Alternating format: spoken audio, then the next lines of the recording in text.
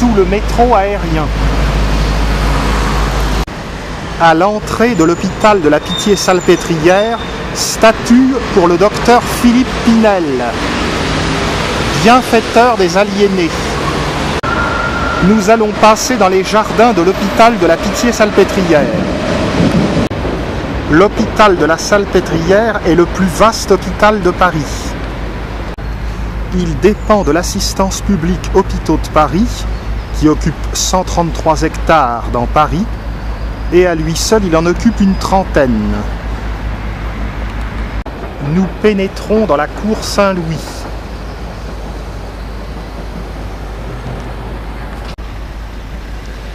Comme nous le voyons, ce bâtiment ne date pas d'hier.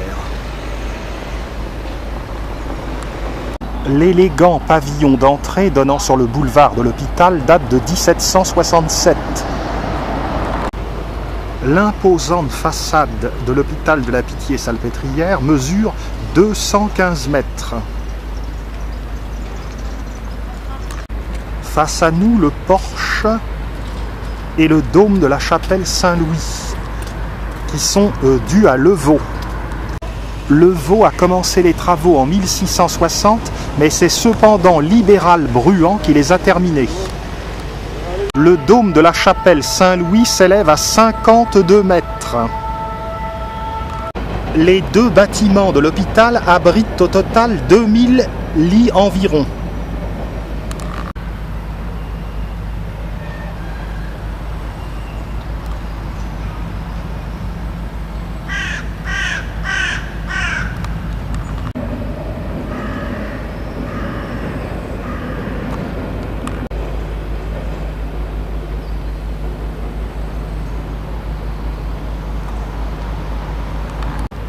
Porte de la chapelle Saint-Louis.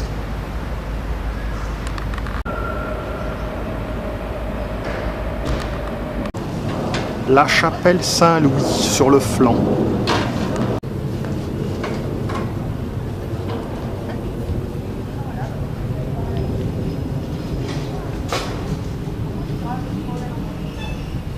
Nous allons y jeter un coup d'œil. Grand dépouillement à l'intérieur.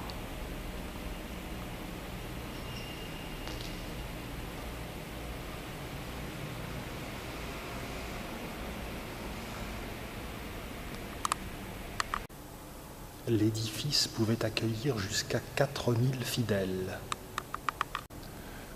Nous voici au niveau d'un chœur octogonal, autour duquel s'articulent 4 nefs.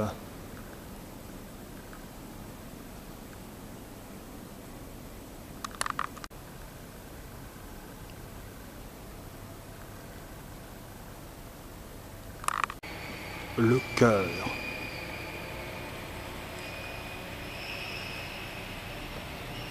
Des chapelles de part et d'autre.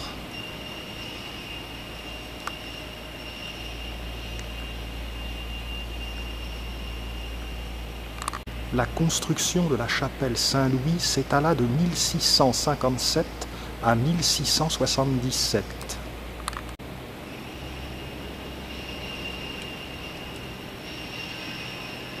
On se sent écrasé sous ce dôme.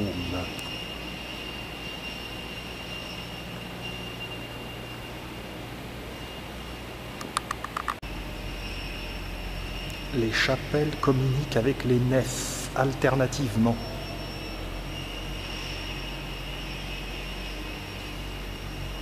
Curieuse structure en croix grecque de 70 mètres de long.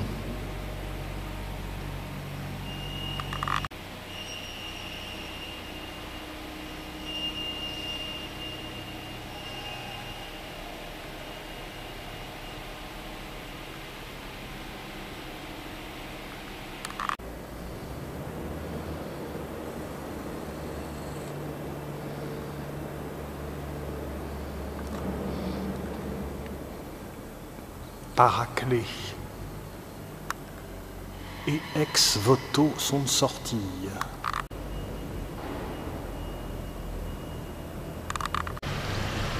Poursuivons notre circuit.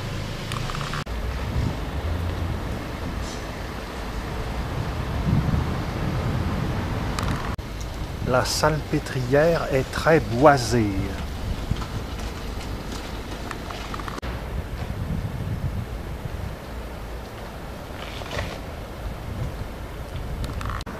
Nous sommes face à un terre-plein de 16 000 mètres carrés et nous nous engageons dans la promenade de la hauteur.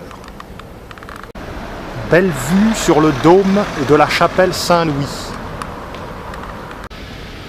Le parc est planté de châtaigniers atteints par une maladie. L'allée est cependant bordée par des paulownias. Lumière d'automne.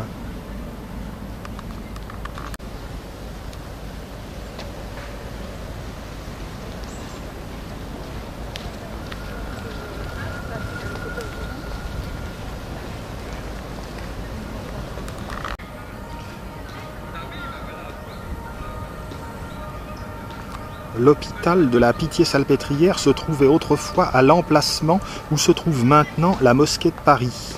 Il a été transféré ici. De curieuses structures modernes décorent le parc.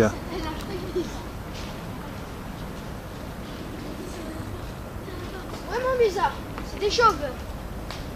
What the fuck?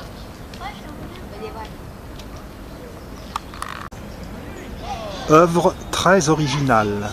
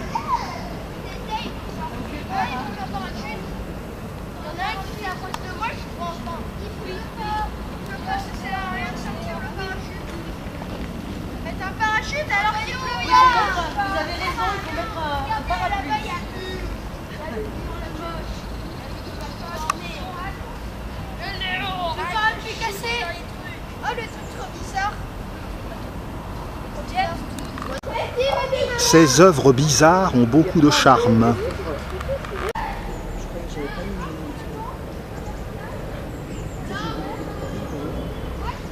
mais c'est surtout les sacs. Oui. Parce qu'il y a des gens qui passent.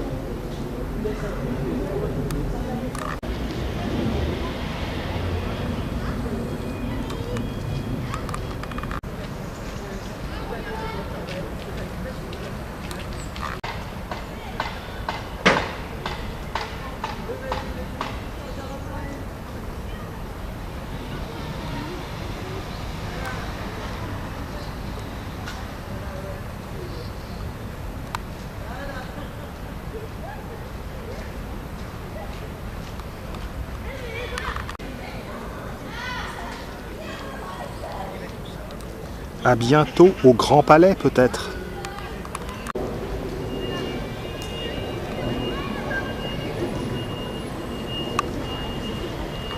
L'hôpital Saint-Louis se structure en de multiples bâtiments.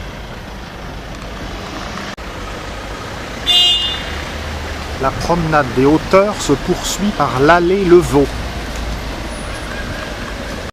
Ces petits bâtiments sont bien curieux. En prenant cette petite rue de l'Infirmerie Générale, on aboutit à la lingerie. Cette ruelle est encore pavée.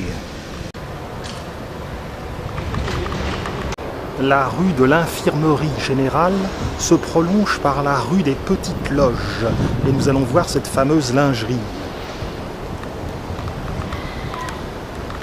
La lingerie date de Louis XIII. C'était l'ancien magasin à poudre.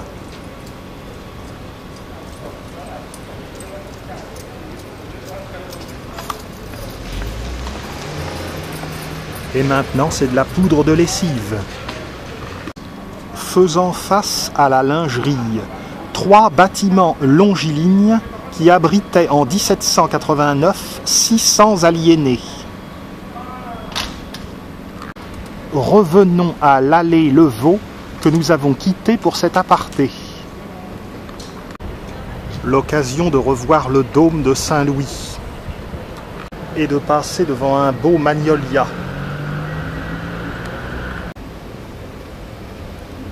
Reprenons l'allée Levaux vers la sortie sud de la Salpêtrière. Sur cet emplacement, le roi Louis XIII, en 1636, avait fait transférer l'arsenal de poudre, comme je l'ai indiqué. 20 ans plus tard, en 1656, Louis XIV a décidé de créer la Salpêtrière pour loger les mendiantes femmes. À la Révolution française, la ville atteignait 10 000 âmes. La Pitié-Salpêtrière est le plus grand centre hospitalier d'Europe, avec ses 33 hectares. Il y eut même dans son enceinte la prison de la Force, qui était destinée aux femmes de mauvaise vie ou ayant été condamnées.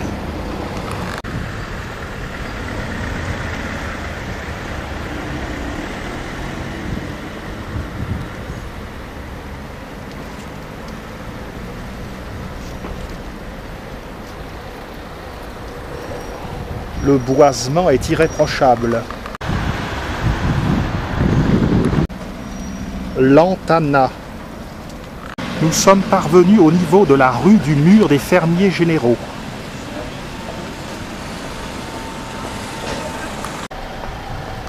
Le secteur répond aux exigences de la médecine moderne.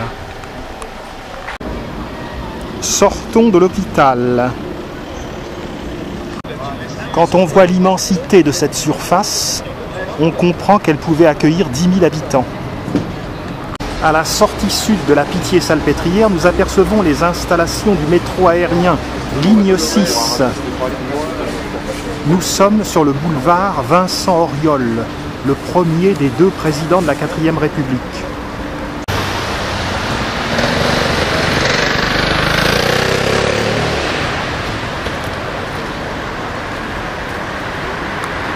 Le viaduc a été élevé en 1906.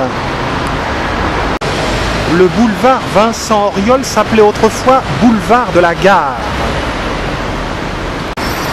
Il y avait eu dans le secteur un projet de gare fluviale dont la construction dura pendant 40 ans au XVIIIe siècle, mais qui fut finalement abandonné. Dirigeons-nous vers l'est, dans la direction du quartier de Bercy.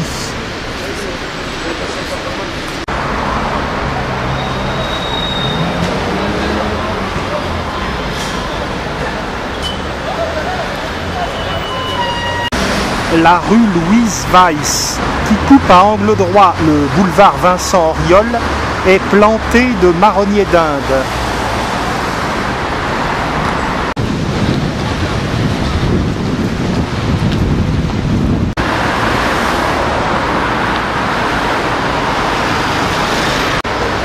Au sud du boulevard, un immense quartier est en train de naître.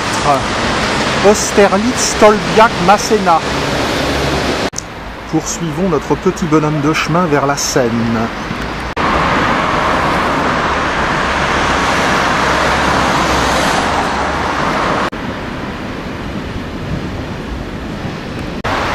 Nous arrivons au niveau de l'avenue de France, artère majeure du nouveau quartier. Les voies de la gare d'Austerlitz, qui en partent, sont visibles à cet endroit. Et on aperçoit une des tours de la Bibliothèque de France François Mitterrand.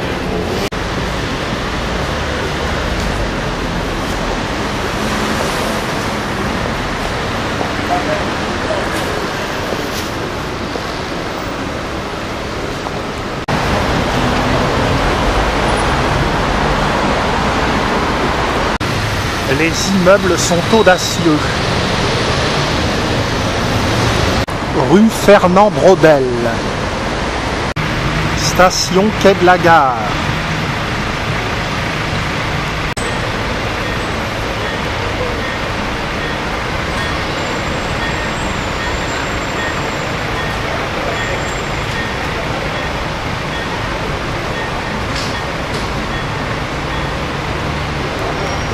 Le palais de Bercy. Palais omnisport.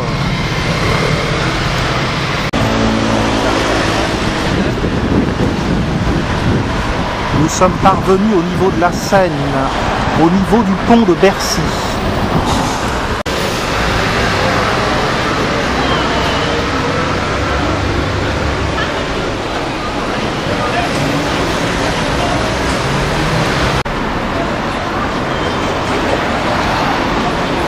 Nous allons franchir le quai d'Austerlitz. Vers la gare de Lyon, rive droite, le front de Seine est absolument hideux. Le nouveau quartier qui s'est construit jusqu'à Ivry-sur-Seine s'étend sur 2,5 km. Empruntons le pont de Bercy.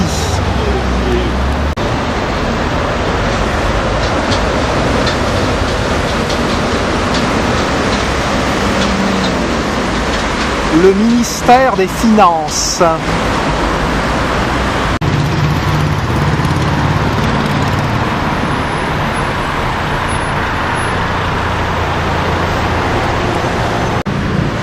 On peut venir en bateau au ministère des Finances. Mais il y a aussi une piste d'atterrissage pour hélicoptère.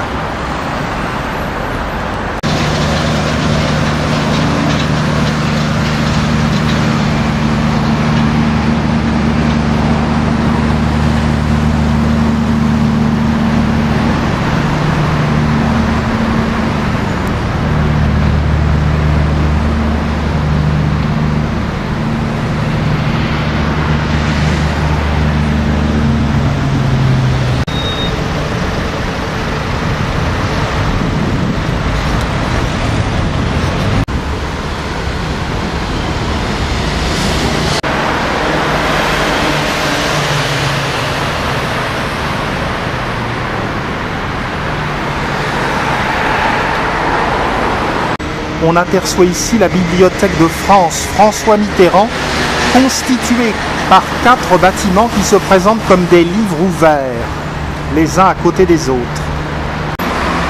Le Palais Omnisport de Bercy. Musée de la mode et du design.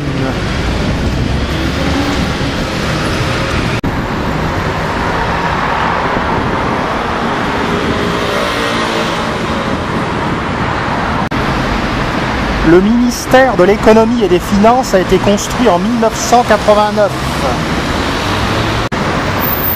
Le pont de Bercy est bien antérieur, 1864, et le viaduc qui le surmonte date de 1906. Vers Laval, la tour de l'université de Jussieu. Flèche de Notre-Dame. La tour Saint-Jacques-la-Boucherie. Un clocheton de l'hôtel de ville et la tour de l'église Saint-Gervais-Saint-Protais. Côté amont.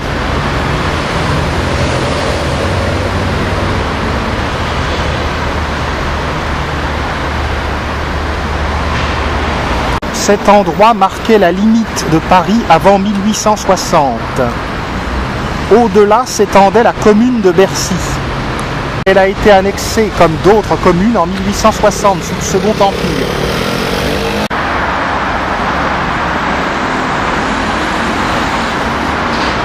Cet endroit était autrefois la barrière de la Râpée. Cela a bien changé depuis. Le palais Omnisport de Bercy est actuellement en travaux. Il a ouvert en 1983.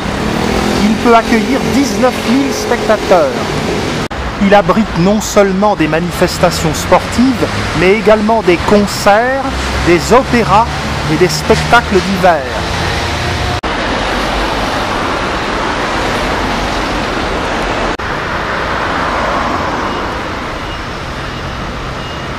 Le ministère est immense.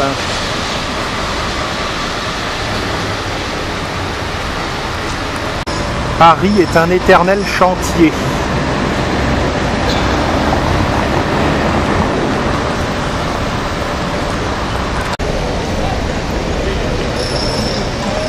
Quand on pense que le village de Bercy abritait autrefois des entrepôts de vin. S'il n'y avait pas eu les travaux, il aurait été possible de grimper sur la rampe du palais Omnisport de Paris-Bercy et d'observer Paris depuis cette rampe. De l'autre côté, on peut voir la tour Maine-Montparnasse.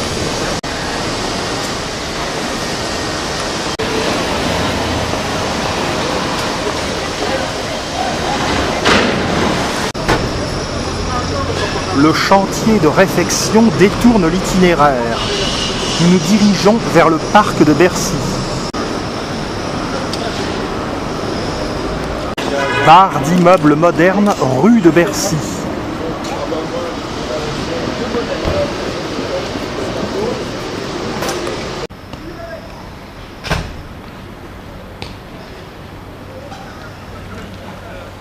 Le parc de Bercy a été conçu à l'endroit précis où se trouvaient les entrepôts à vin.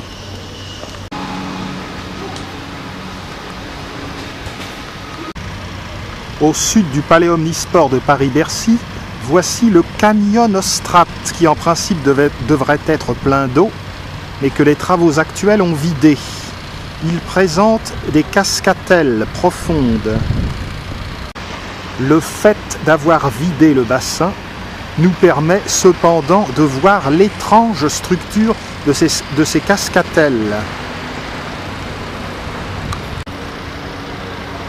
Le flanc sud du palais omnisport de Paris-Bercy.